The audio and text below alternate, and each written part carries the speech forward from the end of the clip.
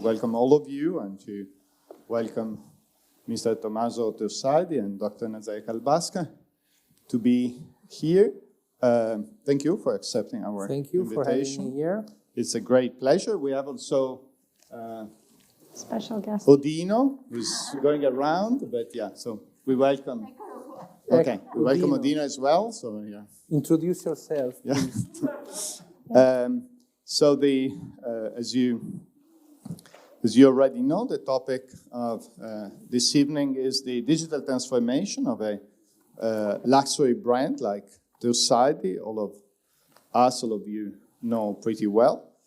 Tomaso Trussardi is currently the chairman of the company, has been the CEO, and has also had other roles within the company and in other fields, as far as I understood. Roles. Yeah, so I'm not trying to list all of them.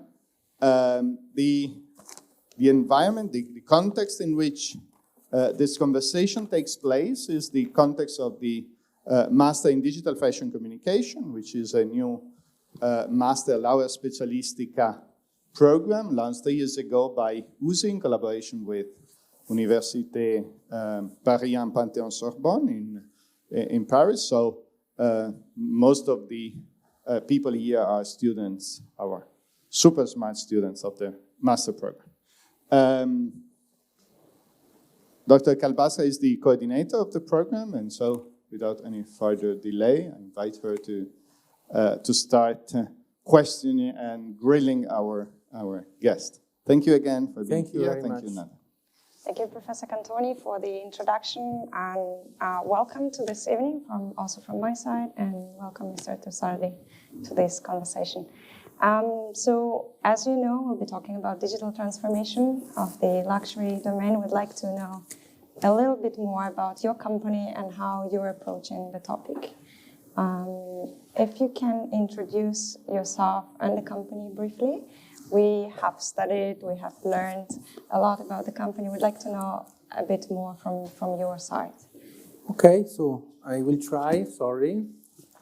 But my company, I'm sorry for my English. I studied English, I lived in London, but then when you start travel the world and speak business English with other people, actually you, how can I say, you start to speak another type of English because people doesn't understand the proper English. So you will forgive me if maybe I will say something not in a correct way.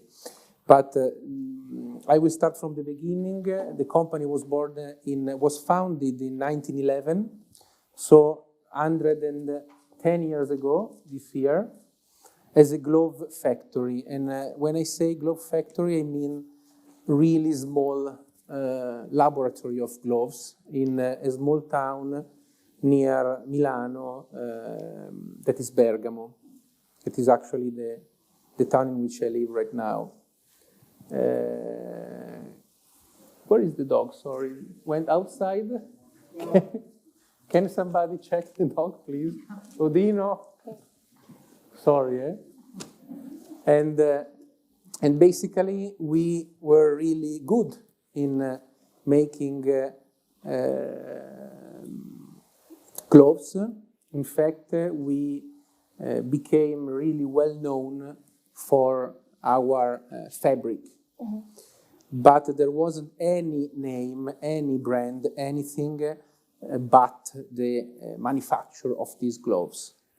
Then basically nothing happened until the 60s, time in which my father took over the business, and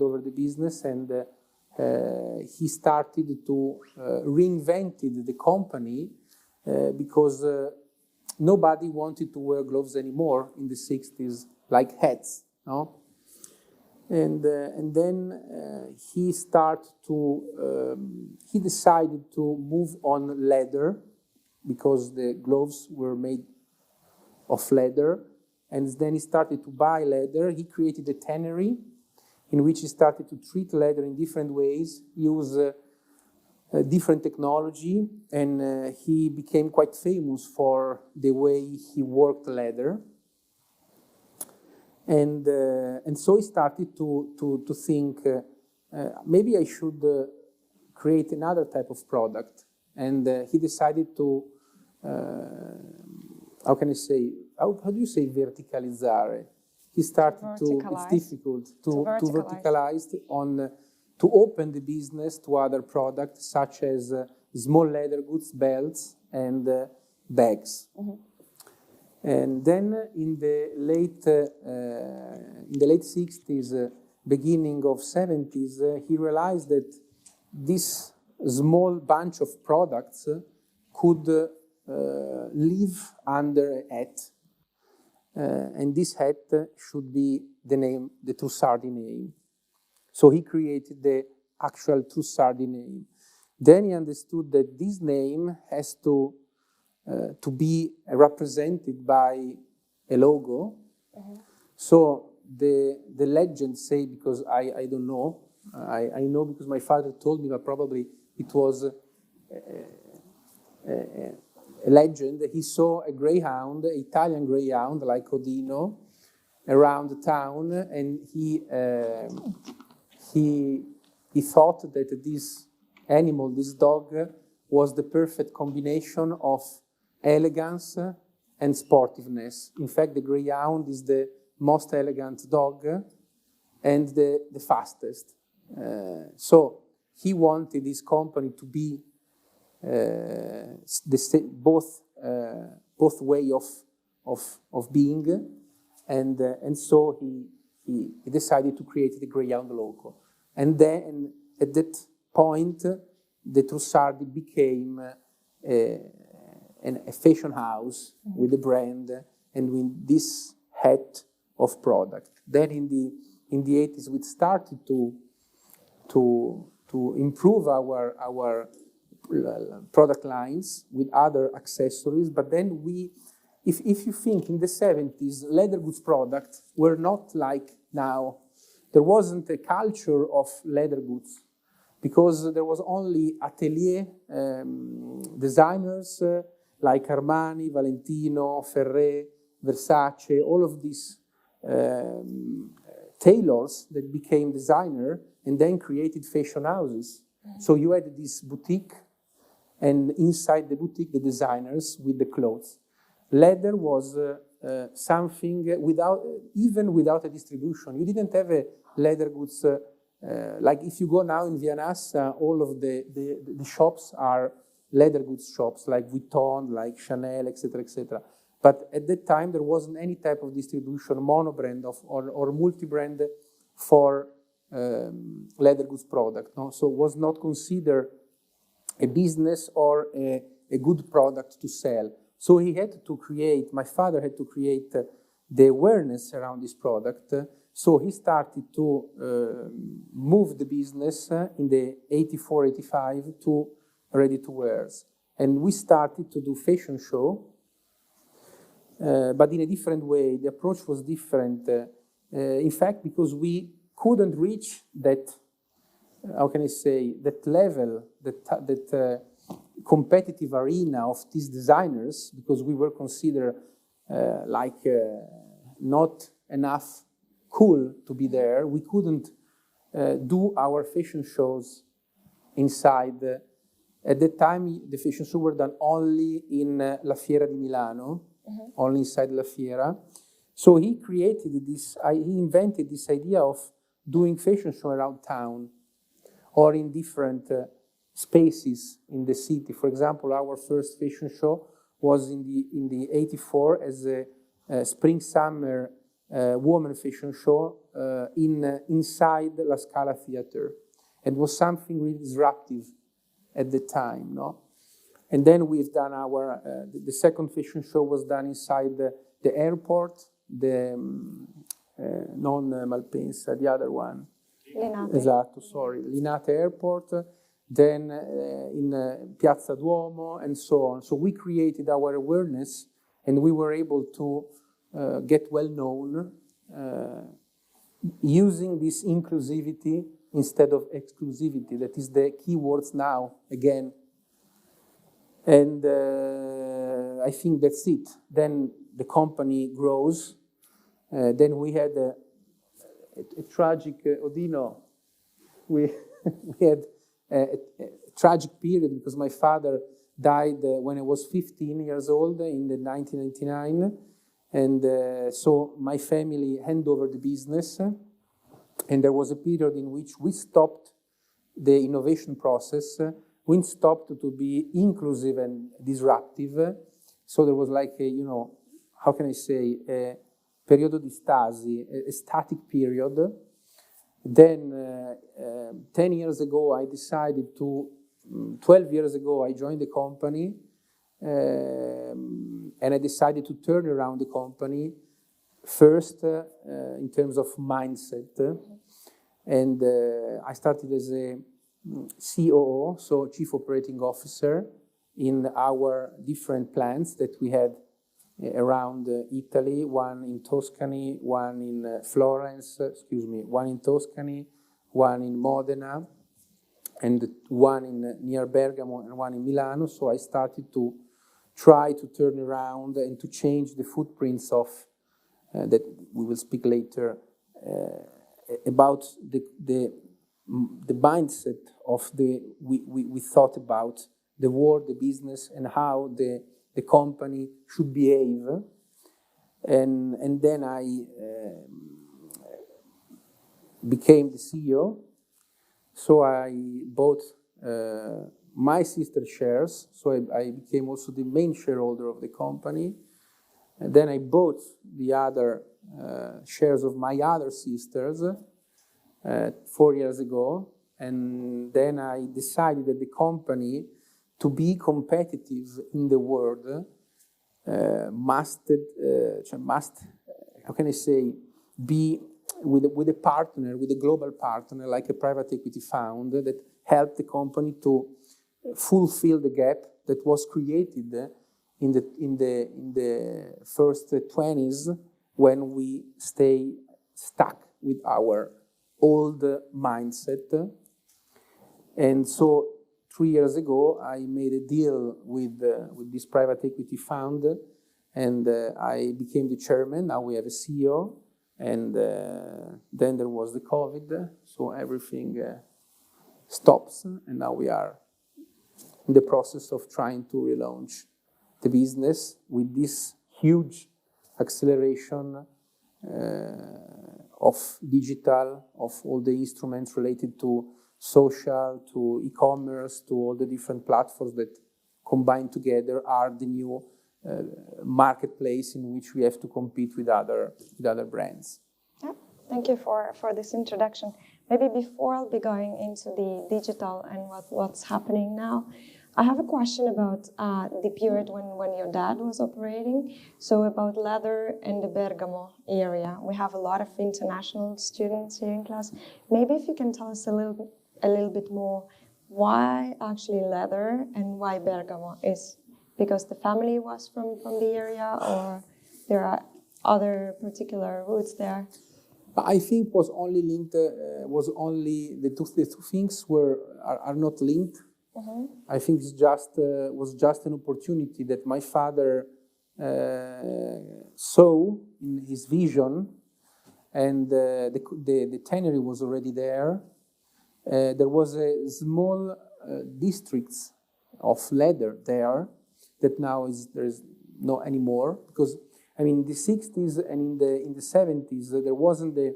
Now you have in Tuscany and in Marche, you have something around Naples. You have these three different districts in which you can supply leather goods products and also fason, so all the, come si dice maestranze? It's difficult to translate in English. The workers, skilled workers. And so if you want to produce something in leather, you have to go there now. But 40 years ago was different. You could create your plant, and you could create a small district, and the ecosystem, the economical ecosystem could survive. Now it's completely different. So I think it was an opportunity. That he saw in the specific area. Yes. Okay, so maybe we'll go into the digital transformation. So is it a new term in your company? It's a new term, the new word in your company, but you have mentioned already that already in 70s, so there were different technologies that were used. Well, you mentioned now because of COVID, you need to do this transformation. So is it something new you need to approach, or there were already different transformation because of digital technologies happening in the past? But the good or bad thing about fashion is that we must follow everything.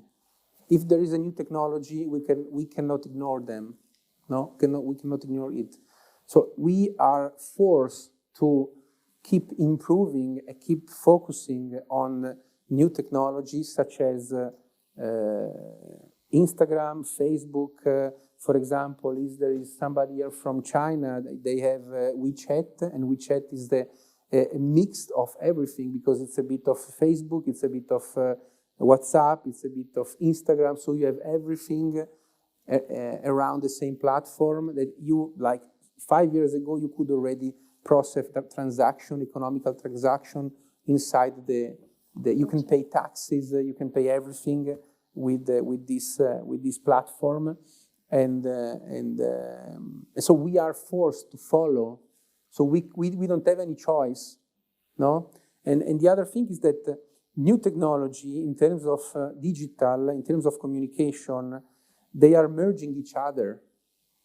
So before, the only way we communicate were events, such as the fashion shows and press. Mm-hmm. So we invested in Condé Nast Group, like Vogue, like Vanity Fair, or we invested in newspaper like Corriere della Sera, Corriere del Ticino, I don't know. And now you have to do both.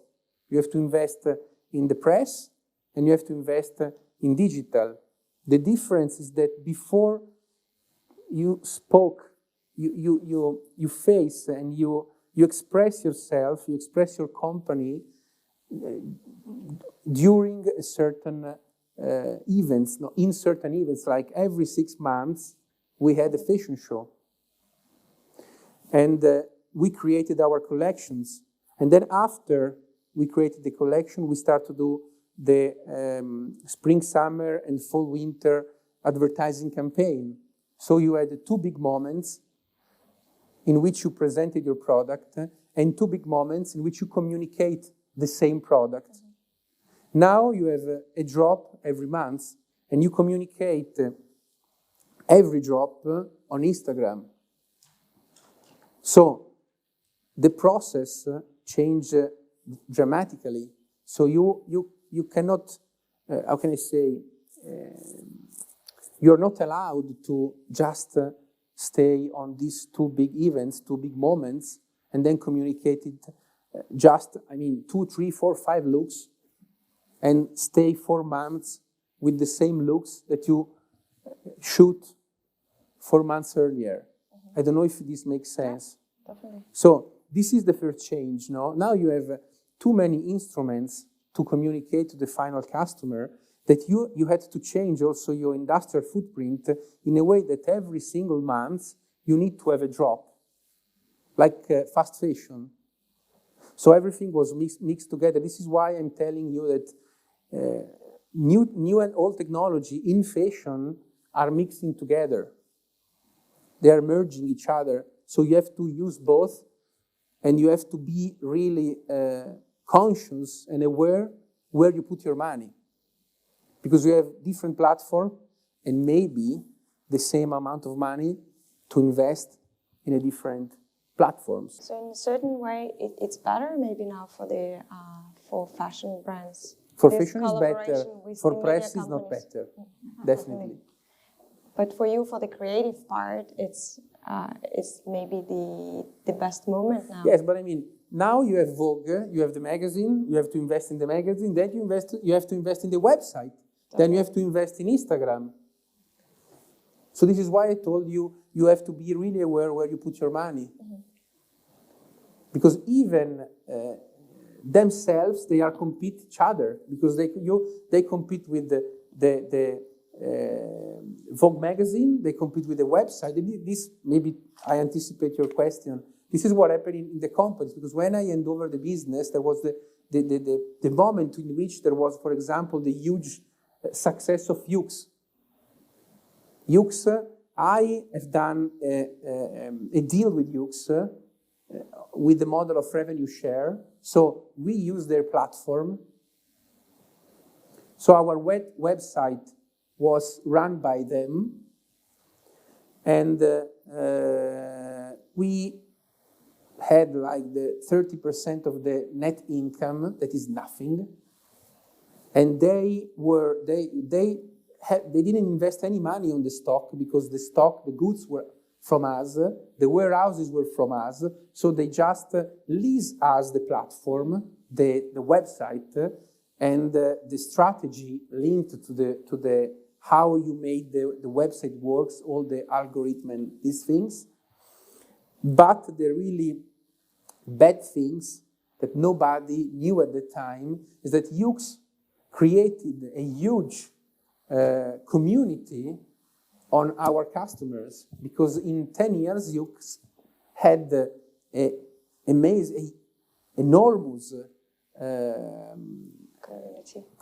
clienti profilati. How do you say clienti profilati? Profile clients. I mean, they know very well. Yes, they know very well of the clients of Armani, of Trussardi, of Versace, of Valentino.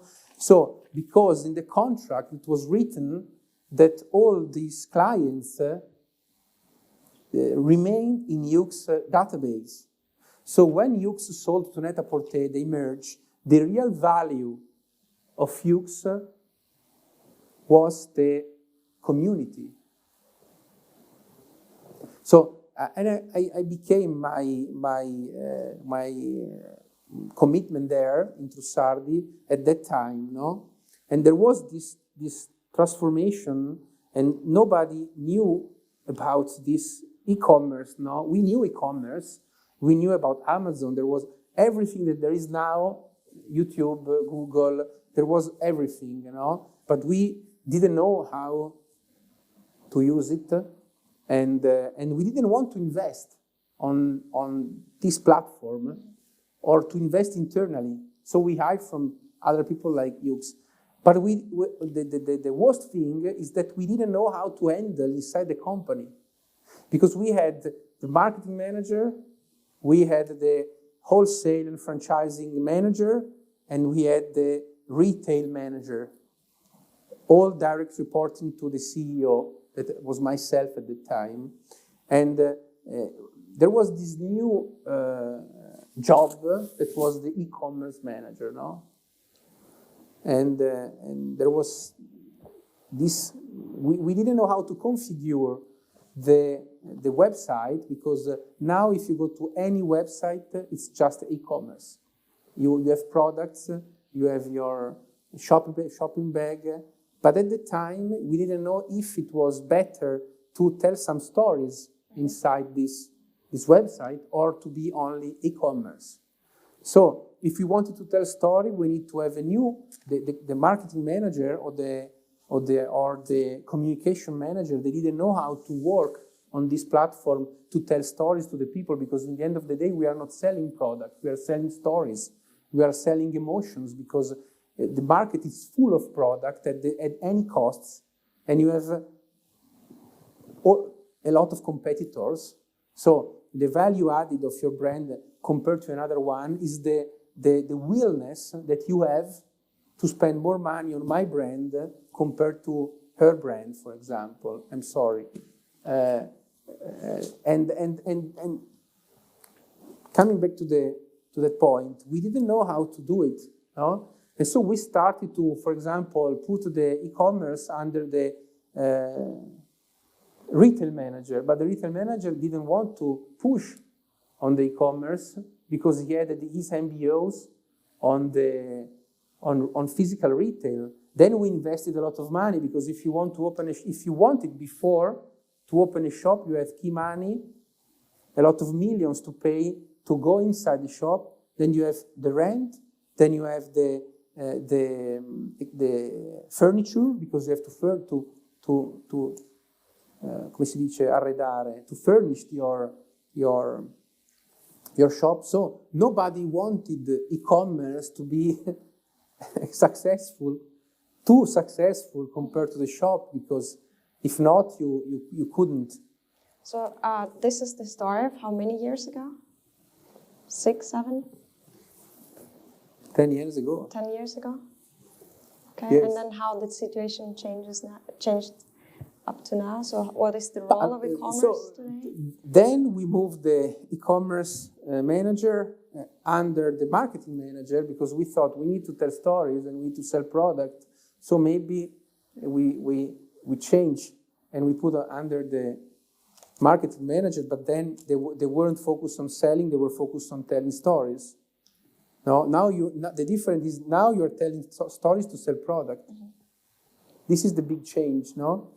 And then the turning point was that when we started to have social network, but not Facebook, because Facebook is something more, you don't communicate on Facebook your brand, because it's a platform more cheap. I don't know how to say, no? For fashion. Then Instagram is the perfect platform now to communicate the brand. So now you are trying to catch your customers on Instagram with videos, with pictures, and then you try to convert to have a high conversion rate on your e-commerce platform. That now is 100% managed by the companies. So in the last 10 years, instead of having the YOOX or other management companies that manage your e-commerce, we started to manage internally our e-commerce. Okay, and what is the role now of the e-commerce compared to other? Direct report to the CEO. Okay, so this is the new department. Now the new figure is digital manager. You have the digital manager, and the digital manager is one of them, and the content manager. And the content and digital manager are under the direct report to the CEO, because this is the first way you can. So if I want to know something about him, I Google him or I go to Instagram. So the first contact to the brand now it's social media, no? So it's how you present yourself to your customers, your potential customers. If you can tell us about different product categories that Trussardi sells, and the e-commerce, do you have the division where the e-commerce works better? Accessories. We were born like a glove factory. Then the huge success of the company in the 80s and in the 90s were linked to leather goods products. So bags, shoes, belts, wallets, this category, leather goods and small leather goods product. And fortunately, these are the most selling products in e-commerce. Because ready to wear, you still want to wear it. You still want to try. You still want to see if it fits or not. This is why we are keep investing also on shops, because the new role of our shop is not only to sell product, but they are like showrooms. So you go there, you try your down jacket, you try your leather jacket, and then you buy it on e-commerce. So this is the omni-channel, because there was another question on omni-channel. You know all the questions. I know you've studied them. I prepare myself. Okay, so let's then talk about the omni-channel. Can you tell us a little bit more? How do you approach omni-channel from your perspective in the company? Again, there was like for 2 years, everybody were talking about omni-channel, but nobody knows what omni-channel is. Because in the end of the day, the ecosystem of your company should be able to stay alive, feeding all the different assets, retail, showroom, outlet, e-commerce, digital. So you have to be able to reach your profitability feeding all the different channels that, as I said before, they are merging each other and growing, because we have too many different channels of sales. From Amazon for the stock, because if you go to Amazon and write to Trussardi, you see 5 years ago Trussardi bags, and I cannot do anything. I cannot block them. So you can buy product everywhere now. So the omni-channel is the way you communicate everywhere in the same way your brand, and now you sell it in the same way in all the different channels. Doesn't matter if you have stores that is not profitable, because in the end of the day you have to see your P&L, your profit and loss, and you should have a certain gross margin and a certain EBITDA and a certain profit. Instead of look at the company with Chinese walls and see, okay, my retail is not profitable in that country, but maybe in that country you sell tons of products on e-commerce. And then if you see the P&L of the country is profitable. So it's a way of seeing your business instead of, as people say, you have to sell, you have to be everywhere. No? It's also the digital transformation, it's a mindset. I had in my career, and I hope not to do it again, I had to change, come si dice, sistemi operativi, operative systems, operation system twice. Because I hand over the company that we have AS400, that was something that in the morning we had to, come si dice, switch on with fire and carbon, and everything customized. Nobody were able to. We had this come si dice, IT manager. We had the IT manager that was like the real CEO of the company, because he knew everything about every program.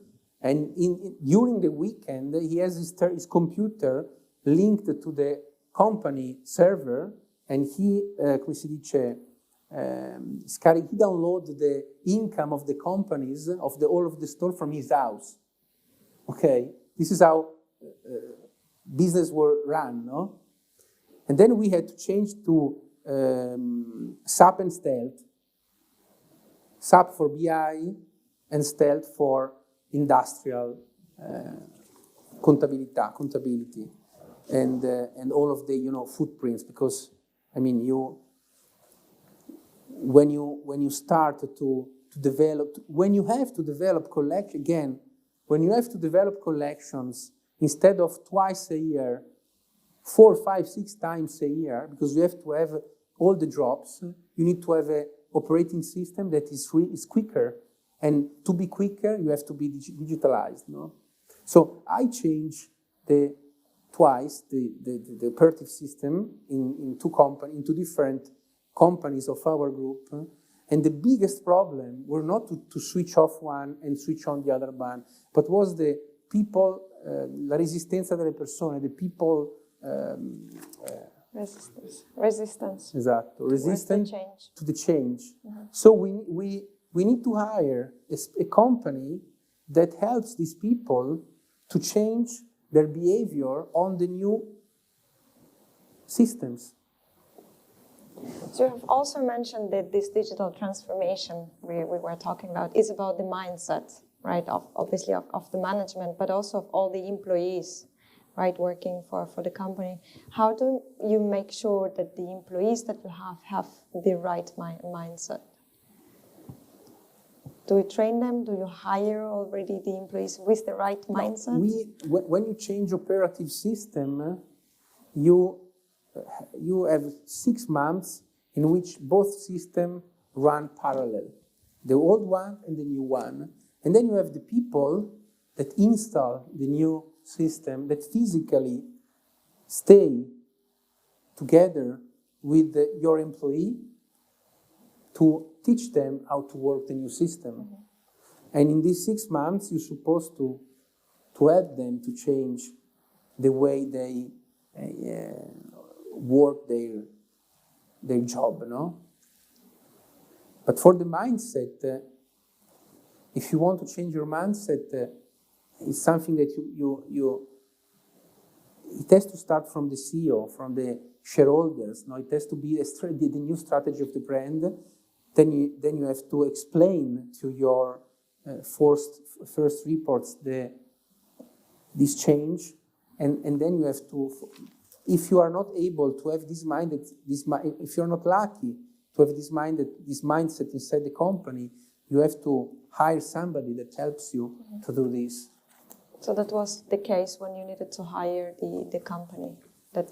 But I mean, this is the case now because in October we hired the new CEO of the company that came from Valentino and before Givenchy and before Marc Jacobs, and he was the CEO of that companies.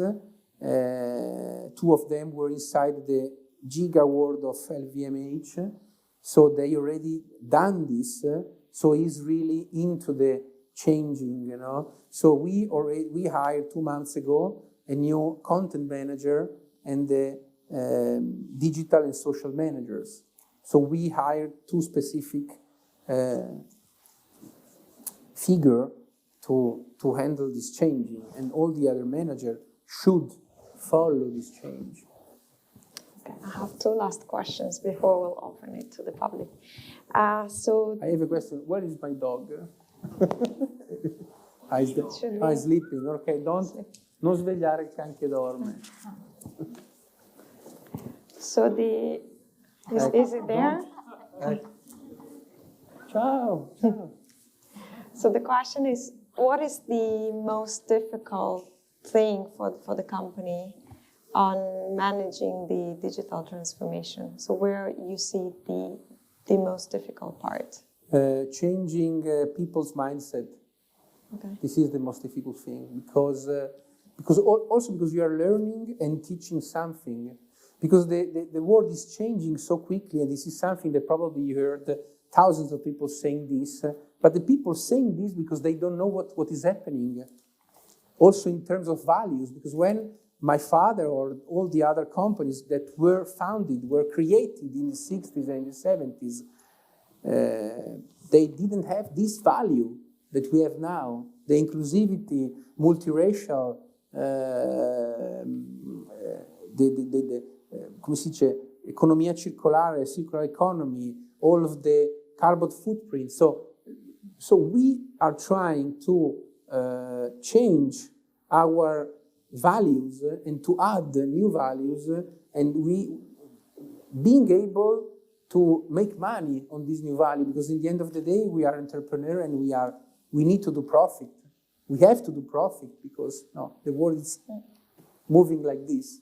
So people is struggling to understand, and all of this new community, this new inclusivity world in which we are living, it's something really, really new, because it's linked to young generation, because it's linked to 20. When I was 20, I used to stay with older people, 30, 40, and there was not so much difference between our way of thinking, no? Even if I'm still a millennial, no? But you are Gen Z, no? Most of them. Cosa? You are not. Some of them. Mindset. No. But my wife is a boomer, but I cannot say, no? But it's a mindset. But there was not as much difference as there is now. So you have this big, come si dice, hole, big line between people that have 40 years old and people that have 20 years old. And this is why all of these problems linked to racial things and minorities, gender. I am lucky because I was born in a business that is fashion, in which we have to be really thankful to all of these minorities. No? Because this business was founded by these minorities of gender and race. But if you think about people that is 40, 50 years old, they are miles away in the way of thinking from the 20s now, the people that are 20 years old. And this is the other big problem we are, because, I mean, technology, you can learn how to use technology. It's what you put inside of the technology that makes the difference.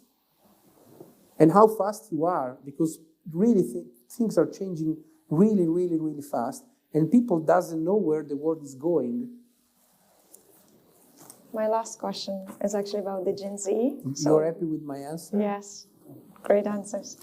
So as you see, most of the students here are the Gen Z. So what would be your suggestions for them, where they should do their investments in terms of learning?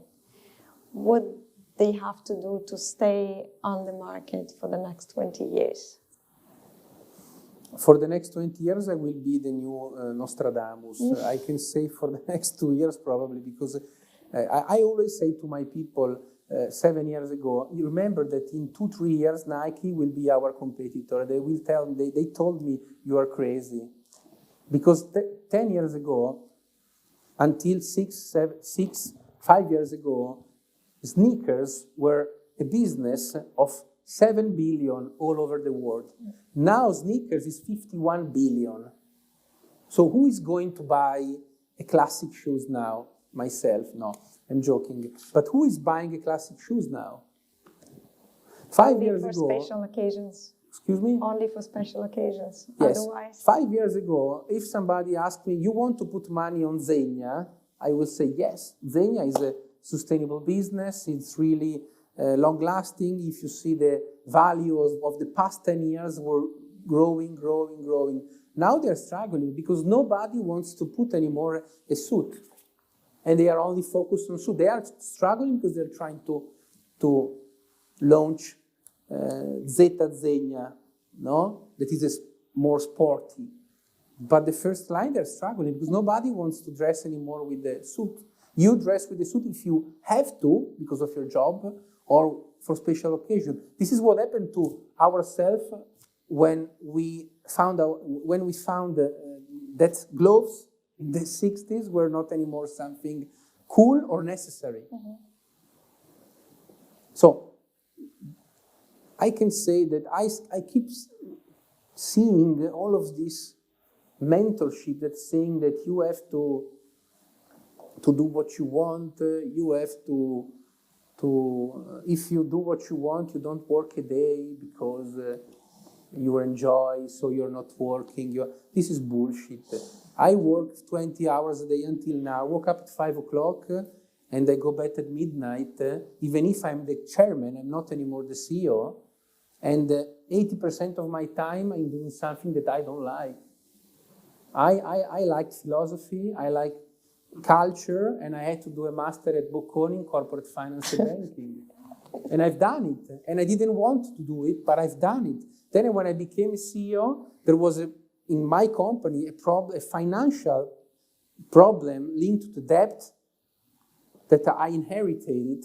And I passed 2 years, 80% of my time dealing with the financial operators and banks instead of staying on product. That is something that I love, developing product and stay in the, not fabric, nelle aziende, in the factories, developing product.